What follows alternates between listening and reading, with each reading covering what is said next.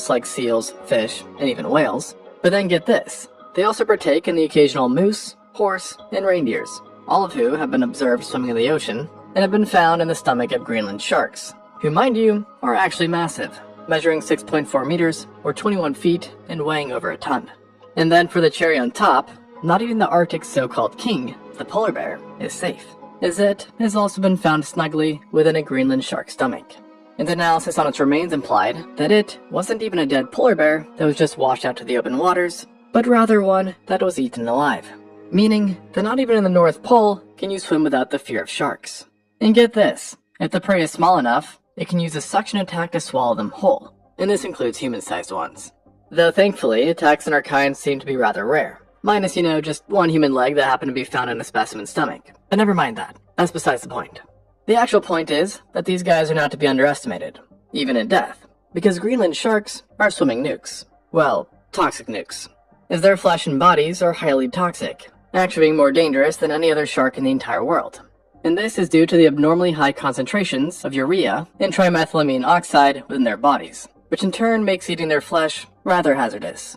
And if you ignore this warning and eat them anyway, you'll end up with, well, lots of urea in your body, which causes a bunch of problems, to say it lightly. But let me put it like this. Naturally, humans only see a toxic overflow of urea in one situation, and that's when their kidneys stop, kidneying. The toxicity of their flesh also makes them smell like pee, which along with its dangers, would probably make you want to stay far away from it, or so you would think. As in some areas, Greenland shark meat is actually eaten as a delicacy, most famously in Iceland, where it goes by the name haukart. I know, deceptive spelling.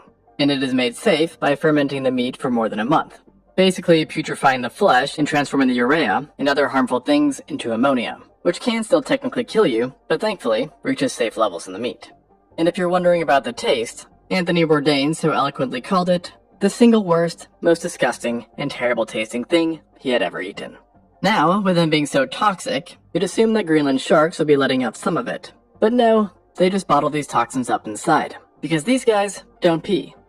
At all. In fact, what you would call their urine just ends up being absorbed by their own flesh, which actually helps keep them from drying out. Because you gotta remember, they live in basically a salty soup, so you have to find a way to keep that pesky salt water at bay. And it turns out the urea is pretty good at that. And actually, these guys have so much urea in them that not even straight human pee can rival their concentration, which ultimately makes it hard for almost anything to eat a Greenland shark, even if it wanted to.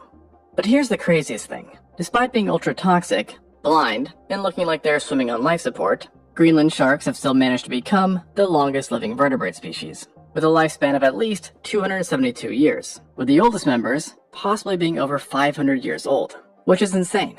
I mean, to put that into perspective, to descend some 2,200 meters, or 7,200 feet below the surface, then you may come across what I'd consider as one of the derpiest and oddest looking sharks out there, the Greenland shark, who, no offense to them, look like literal living mummies. And yet somehow, they have turned out to be even weirder than they look.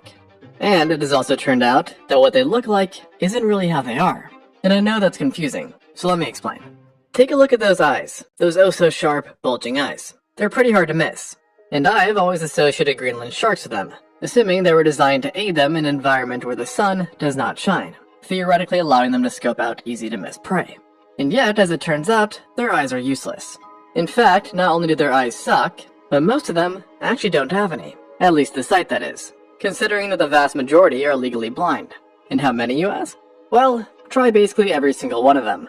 Researchers estimate that well over 90% of all Greenland sharks are blind. And others think that essentially 100% of them have some form of blindness, with most only being capable of making out hazy patterns of darkness and light. So in other words, almost nothing. But it's not entirely their fault that they've ended up in this poor condition, as their blindness isn't actually due to them being born blind, but rather thanks to a buggersome creature, which you might have spotted if you really analyzed every picture I used so far. Take a look at this picture. Now focus on the eyes. You notice that string on it? Well, that is the annoying and somewhat terrifying little critter I just mentioned, which is all but snatched away the Greenland shark's eyes, and its name is Omatocoita elongata.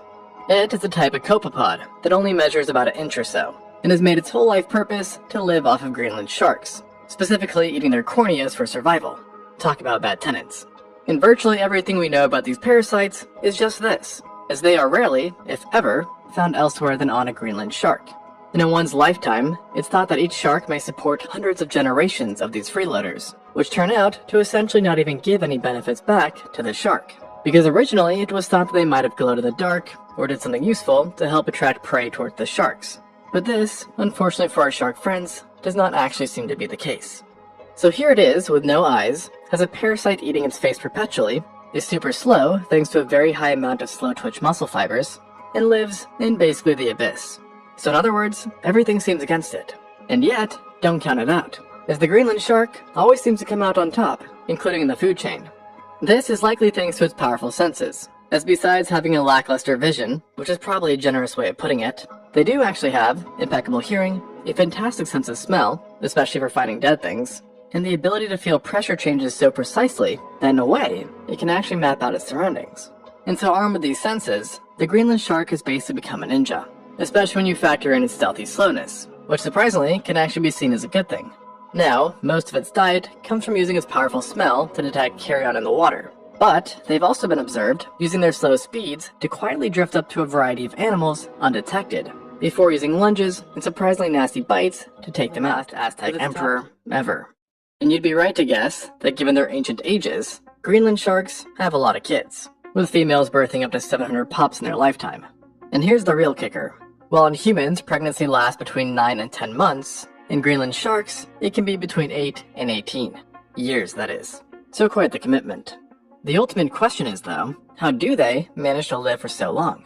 And there's a couple reasons, but one part of the answer is due to the fact that they have a very, very, very slow metabolism that is so sluggish that its body and DNA can literally repair itself faster than its metabolism damages them.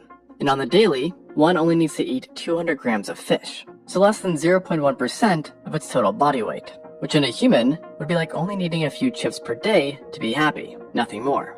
And even without food, they can carry on surviving for more than a year. Now, given their super slow metabolism, they unsurprisingly also grow at a snail's pace, only gaining up to a centimeter every year, meaning that when they finally reach sexual maturity, which mind you, takes only, 150 years, they are sometimes not even halfway to reaching their max sizes. However, I should mention, they technically don't even have max sizes, because they just keep growing until they die. They are also super resistant against cancer, thanks to some funky genes that keeps them tumor-free for centuries. Their internal body also works in slow-mo, as their hearts beat at only 5 beats per minute, and they move slower than any other fish in the world when adjusted for size.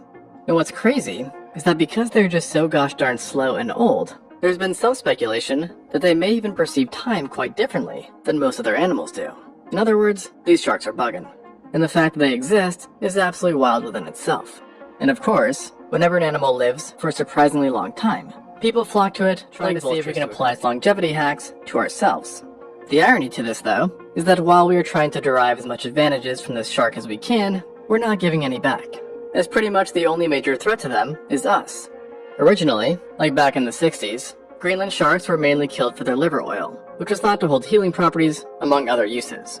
But eventually, with the introduction of synthetic oils, this practice was thankfully stopped. But since then, commercial fishing has gone much more popular.